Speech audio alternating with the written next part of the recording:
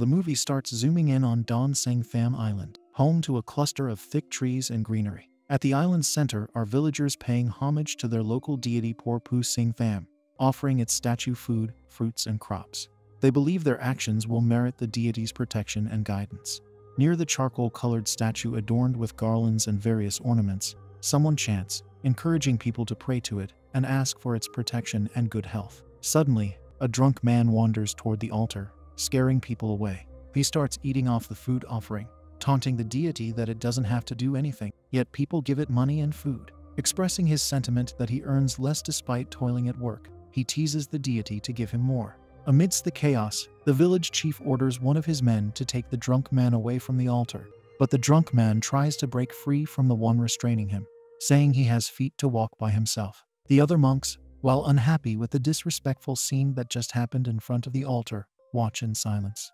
As the drunk is guided away, the face of the idol statue zooms in. The island's river reflects how light and darkness battle for supremacy in the sky. When it's almost pitch black, the drunk sits by the port with a fishing rod. After a while, the wooden slabs of the port start shuffling until it topples the beer bottle next to the startled man. Despite his drunken state, he gets up and squints his eyes toward the other end of the port. He sees a darkened figure that scares him out of his wits.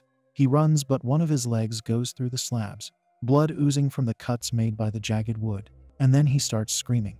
He keeps remembering how he had insulted the idol back at the shrine and regrets his actions. The scene cuts out as he is dragged somewhere unknown. On the other side, someone in a cave chants, while summoning various spirits and mummifying a body amidst candles and strange artifacts. Sometimes later, we see a boat heading toward the island. A swarm of people is on the fishing dock, carrying boxes of various supplies to their trucks.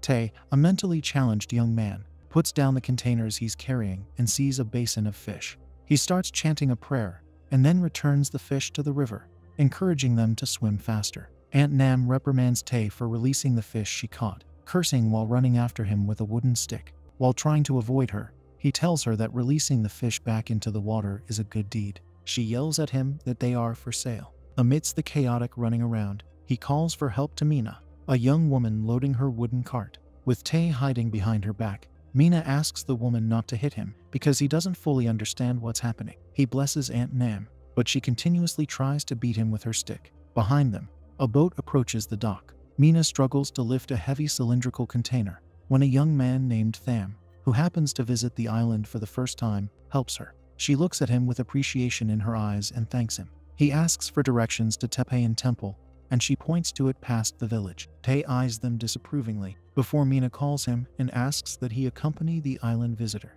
The two men head toward the temple. Curiosity fills Tham's eyes as they pass by a wooden idol along the path with offerings at its feet. After walking past a wooden sign that says Tepeyan, they pass through what looks like a field flanked by hundreds of similar-looking seated idols. Eventually, they reach the temple, wherein a novice monk announces them to the abbot Luong Nha. Tham bows and kneels before the abbot and asks about Monk T, whom he hasn't seen for quite a while. The abbot says Monk T hasn't been in the temple for a long time and asks what Tham wants from him. He says he wants to inform him of their parents' passing.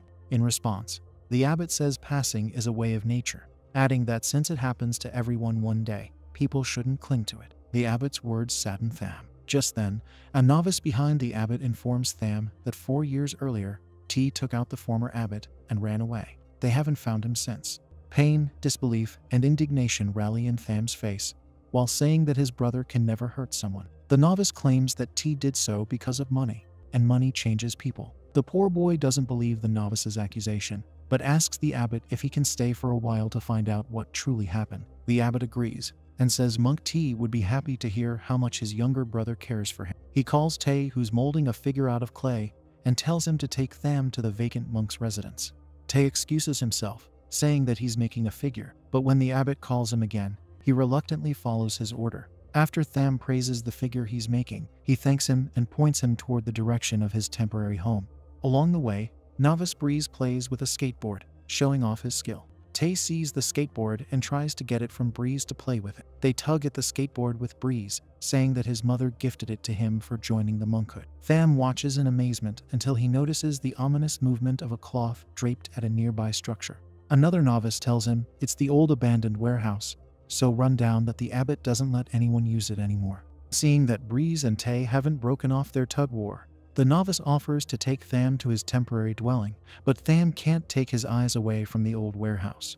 Once they reach the home, Tay rushes in calling Monk T. Tham is taken aback, until the novice explains that Tham's brother used to live there. Another monk arrives and gives Tham a blanket from the abbot. He then asks for Tham's hand and sprays a liquid on his palm. Breeze introduces the monk as Novice Owl, a senior novice who's the most scared of ghosts. Owl says the temple uses a generator which is turned off by 9 p.m. and adds that when the light is out, he shouldn't leave his home because nighttime is for the ghosts. Tham laughs off what he considers nonsense, but Owl warns him not to insult what he doesn't believe, to which Tay agrees. Tay wouldn't agree to leave, so Breeze entices him out by asking if he likes a toy. As soon as Tham is alone, he looks around his shabby surroundings, drops his things on the floor, and sees a peculiar spread of white powder on the floor. The next scene shows colored clothes tied on a few select trees. As Tham explores the village, he sees a group of people gathered around a human-like sculpture. Just then, the abbot arrives and explains that on the island, the ashes of the deceased are put into a figure of their likeness after they pass away. Then, the figure is kept in the woods for worshipping and protected by their deity Por Pu Sing Tham. As one of the men continues to put the ashes inside the statue through a square hole in its chest, the abbot adds that people on the island believe that the more they worship, the more merit they get, and they will be reborn in rich families. Tham asks if even bad people can be born again as humans. The abbot says that such people are reborn as humans to pay back for what they've done later on. The abbot asks Jate, the village sculptor and maker of Hoon Payon amulets, if he's done with his task. He says yes, but curiously looks at Tham, who respectfully bows at him. After their introduction, they both eye each other with more than just plain interest. Night falls and Tham sits on his bed inside his home. In a flashback, he remembers his brother having his hair shaved by their mother, while he and their father watch close by. Later, T tells his family that he's going on a pilgrimage, and that they should take care of themselves. Before T leaves, he asks Tham to look after their parents, and that he will reach out to him when it's time. His flashback ends with him nodding at his brother. Soon, the light goes out in the village. He lights a kerosene lamp, and then hears the voice of his brother calling him. He looks outside, sees a silhouette of a person, and calls to his brother. While navigating the dense clusters of trees using his phone's flashlight, he follows a monk whom he believes is his brother, and calls his name. Suddenly, he hears a crunching sound, and when he turns, he sees an idol with a flower lei hanging around its neck. His phone's flashlight turns off, but when he turns it on again to look closely at the idol's face, he hears another crunching sound. He's startled to see another idol. Looking closely at its face, he notices how its face looks somewhat melted and deformed. Behind him, the idol turns to face him. He jolts when he turns, and the crunching sound continues. When he looks back at the seemingly disfigured idol, the idol's hands suddenly grab his neck, snarling, "Get out," in a hoarse voice. He screams and wakes up on his bed panting. Out of nowhere, Tay hollers at him through the sleeping net, telling him that they should eat. It's already morning. The sun now shines bright. Inside the temple, Monk Tud tells a couple that they've been experiencing bad luck for a while, adding that someone close to them is planning to hurt them. Seeing the worried look on the couple's faces, the monk gives them a Por Pu replica, telling them to pray to it at home. At that moment, Tham enters the temple and walks by them. He looks at the replica and passes by a banner that says, Por Pu Sing Tham Celebration. Around the corner, a monk gets up after finishing his meal, leaving behind Tay, who's still eating. Tham approaches Tay and makes him a semblance of a pizza from the dishes before them. After a while, two novices approach them. One of the novices, Novice Kun, calls Tay names and makes fun of the latter's food. Tham, no longer able to control his disdain for Kun's cruel teasing, grabs Kun's arm midway while trying to feed Tay the obnoxious food mix. Irritated by Tham's meddling, Kun retaliates by calling the latter's brother a vicious slaughterer, which infuriates Tham. The two continue brawling, lashing out words against each other, until Monk Glaw, obviously a higher-ranking monk, yells at them to stop.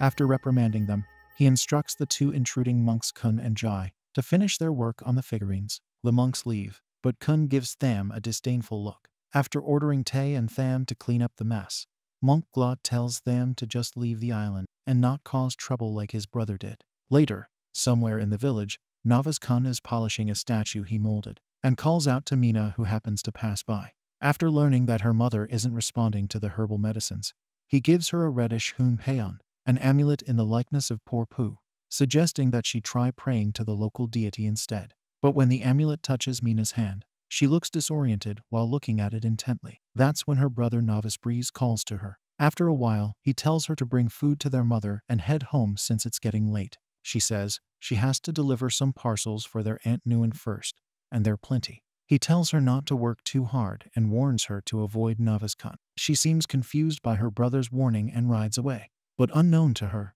a reddish figure hitches a ride at the back of her bicycle. As she turns, she accidentally bumps into Tham, toppling her off her bike. He helps her up, and they end up looking at each other, which triggers Tae's jealousy. The latter pushes them apart, claiming that Mina is his girlfriend. She looks apologetically at Tham and comforts Tae, saying he's the only one she likes.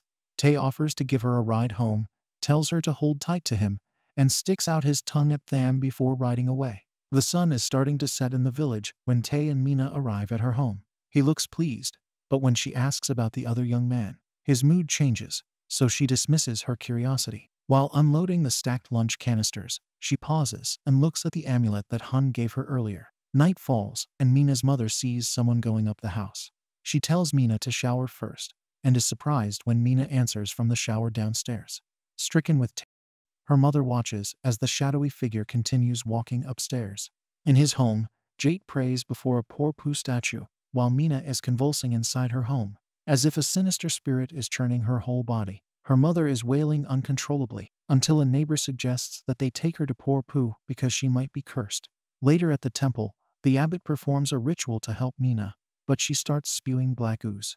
Her mother and the villagers gathered in front of the temple become more scared and agitated, while Tae tries to hold her down. The abbot is about to continue the ritual when Tham stops him, saying he's only making her worse. Offended, the abbot tells him to stop interfering like his brother. Hearing this, the villagers and monks start murmuring that Tham is the slaughtherer's brother. Suddenly, Mina starts wreaking havoc, throwing anything and everything in the temple. Someone from the abbot's team tells her to apologize to Porpu, but she declines. Her mother hugs her to control her outburst, while in the background, the abbot says everything is a consequence of one's karma, and as someone who has no faith, she can't be forced. At the monks' hall later that evening, Tham questions why they don't take Mina to a doctor. One of the monks says the abbot already helped her, so they just have to wait. But they also express their concern about how Mina disrespects the temple. While boiling water, her brother Breeze curbs his concern in silence. The next morning, Tham, Breeze, and a few other monks return to Mina's home and find her mother weeping because the door of her locked room keeps rattling. After learning that Mina is inside, Tham volunteers to check on her and finds her in a corner, banging her head on the wall. He calls out to her, but she keeps mumbling and then screams when she turns to him. They struggle when he tries to hold her still, her screaming out of control. Eventually, she manages to free herself from Tham's grasp by biting his arm. At the doorway, she pushes Owl out of the way and runs outside the house.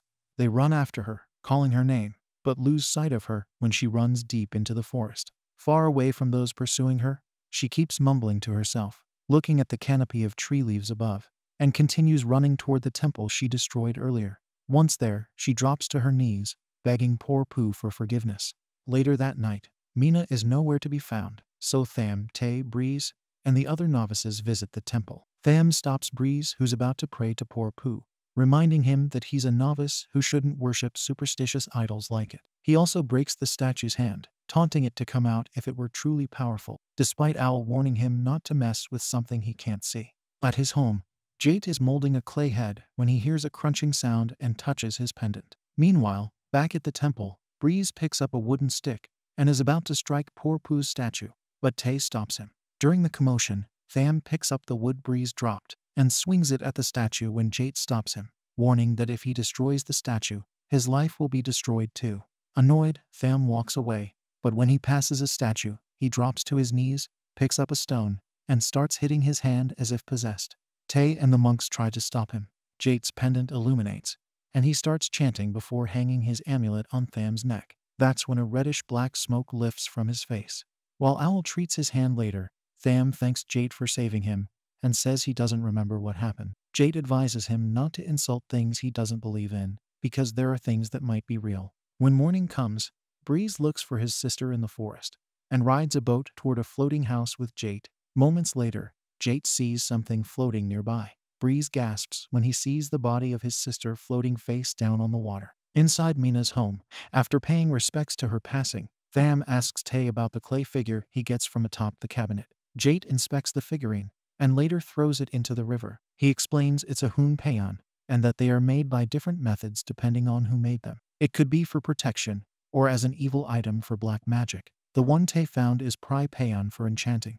Upon hearing this, Breeze remembers Mina holding the amulet while at Kun's place.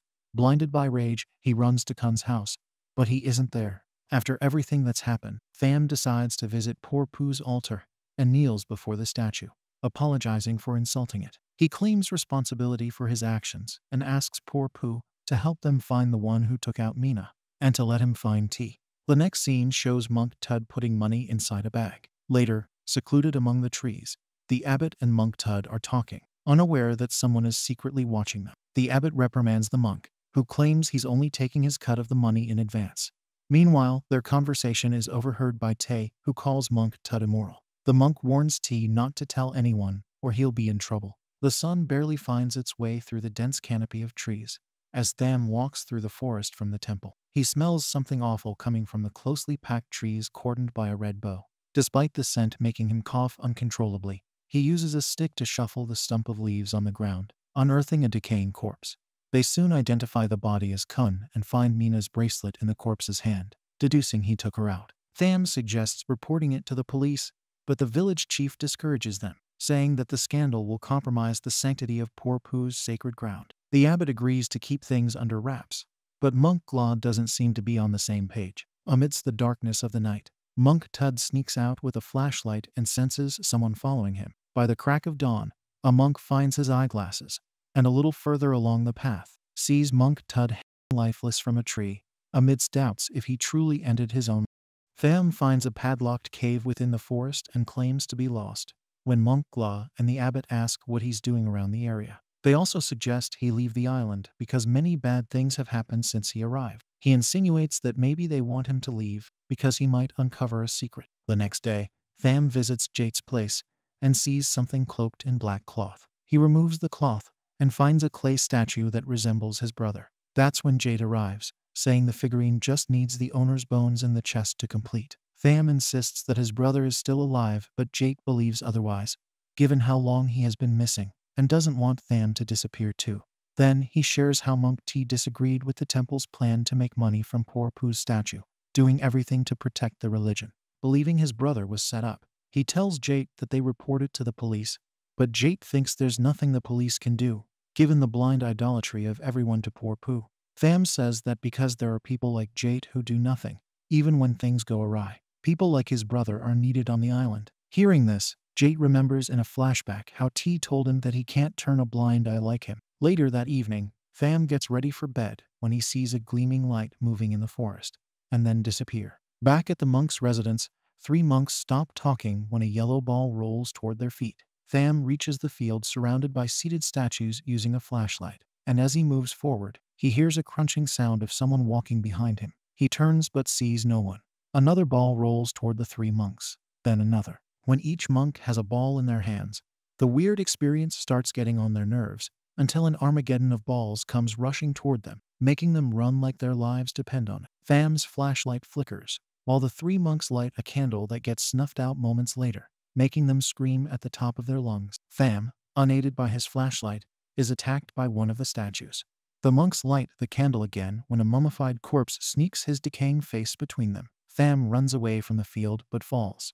Next thing he knows, he's running again when suddenly a cloth starts wrapping him from head to toe. Through the cloth's holes, he sees a mummified corpse watching his ordeal from one side, while Monk Glaw starts chanting on another. The cloth tightens until his neck cracks, but the things he experienced from when he fell mysteriously rewind. It appears that Jate puts Hun Peon in Tham's place, saving his life. They go to the warehouse to check Kun's coffin, but hear movement behind the hanging clothes. When they move the clothes apart, they see Tay who's playing hide and seek. They go back to check the coffin and find Kun's body missing. Back at Jate's place, he explains to Tham a certain method to make Hun Peon, wherein it uses a human body as the main element, making it more powerful in protecting and destroying. He adds that the one Tham met is Kun's Hun Peon, and that some people don't like him being in the village. Tham recalls when Monk Glaw told him to leave the island and not to cause trouble like his brother did, as well as Hun calling him a Slayer's brother. According to Jate, they have to find Kun's body and destroy it.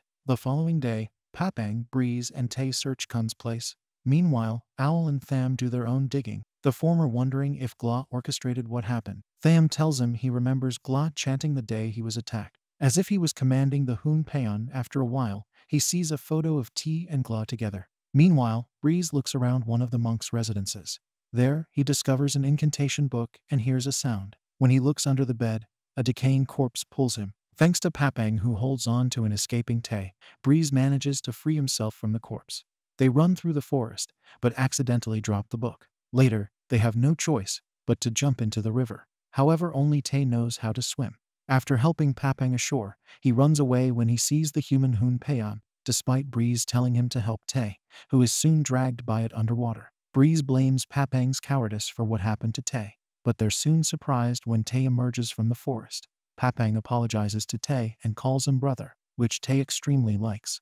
The monks embrace him. Back in the forest, someone picks up the incantation book. That night at the village tower, a monk Jai sounds the bell, but when he descends, a decaying hand grabs him from behind. The next morning at an outdoor table, Tham looks at Ta while he fashions clay into a figurine. He tells him that if anyone bullies him, he'll help him. Just then, Tham sees the village chief suspiciously looking around before leaving his car behind. Later, he and Tay go to the gated entrance of a cave, the one Tham inspected days before, but the village chief finds them lurking around. Some gunshots are misfired, and the village chief beats both Tay and Tham. Meanwhile, three monks talk about Jai, who suddenly disappears while walking through the woods when they see Tay. His shirt is bloody as he walks towards them. He asks them to save Tham. Tham wakes up, restrained and wrapped in cloth, in a cave illuminated by throngs of candles and statues. He sees the abbot and asks for help, but instead, Luang Na says he will make a vicious Hun Peon, and then wraps his face in cloth.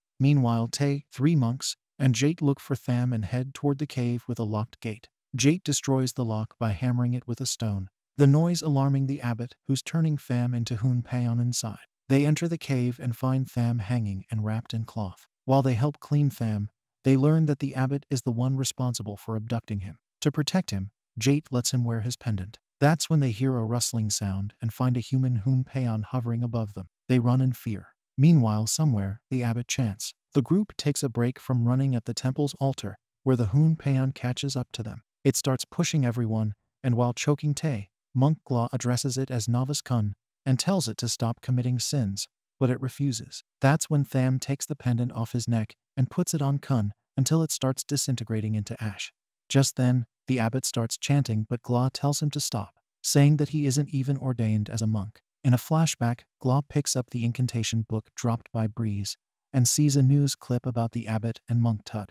Apparently, they worked together to end the life of a woman, and then mummified it for display. To escape the law, they pretended to be monks to feed off the superstitious beliefs of the island's villagers. Angered, Jate runs toward the fake abbot, who starts chanting, throwing Jate off, clutching his chest. Another human Hun Peon awakens and attacks Tham. As he's about to put the pendant on Hun Peon's neck, the fake abbot insinuates that he's T, making Tham hesitate. That's when Tay attacks the fake abbot and stops him from chanting by tearing his mouth apart. Everyone encourages Hun Peon T to let go, instead of exacting revenge. T remembers the time with his family, and Gla apologizes for turning a blind eye, remembering how his father threatened him. T reaches out to touch Tham's face, then slowly disintegrates into thin air. Monk T's likeness statue faces the river on a peaceful morning, while Jate, Tham, and Monk Gla offer prayers and flowers. Everyone wishes Tay well before he leaves for Bangkok with Tham, but as the group walks through the village, they hear a sound coming from Tay's room. They see Novice Jai, who apparently was saved by Tay when he fell from the bell tower. But when they tell Jai that Tay left with Tham for Bangkok, he warns that Tay shouldn't leave the island. In several flashbacks, it shows Tay is responsible for all the people who passed away, in unexplained and gruesome manners. The movie ends with Tay looking excitedly ahead on the boat with Tham, while the villagers continue to idolize poor Pooh. Will Tay cause the same havoc when he gets to Bangkok?